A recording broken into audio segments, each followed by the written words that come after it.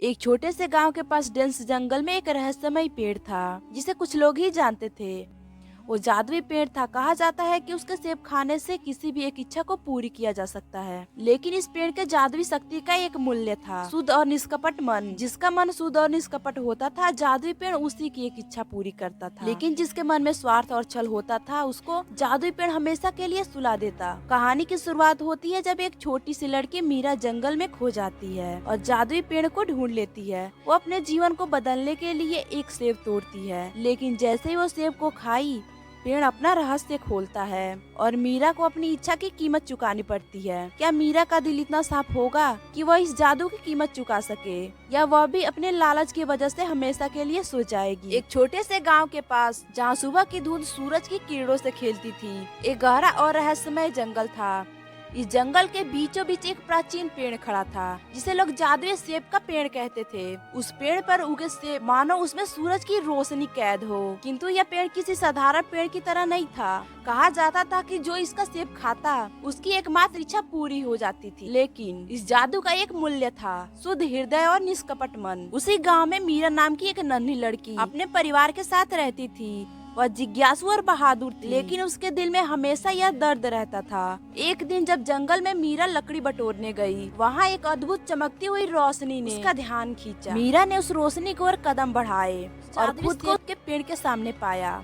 वह मंत्रमुग्ध होकर उस पेड़ को देख रही थी। तभी उसे अपने परिवार की हालत याद आई। उसने सोचा, अगर मैं इस पेड़ का एक सेब खाऊं तो मैं अपनी गरीबी को दूर करने की इच्छा कर सकती हूँ। और एक सेब उसके सामने गिरा। मीरा ने झिझकते हुए उसे उठाया।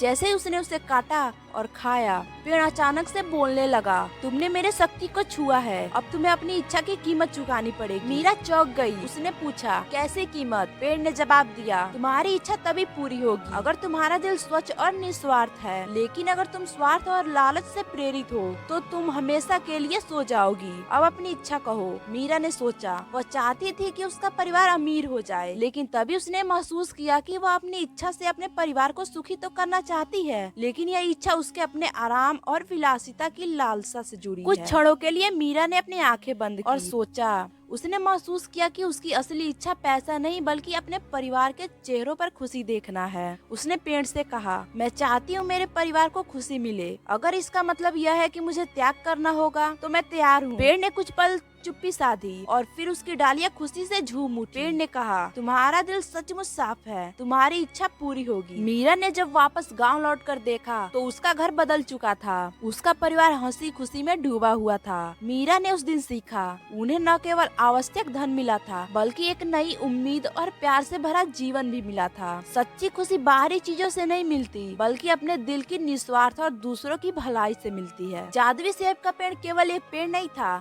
बल्कि ये उस शक्ति का प्रतीक था जो हर व्यक्ति के भीतर छिपी होती है।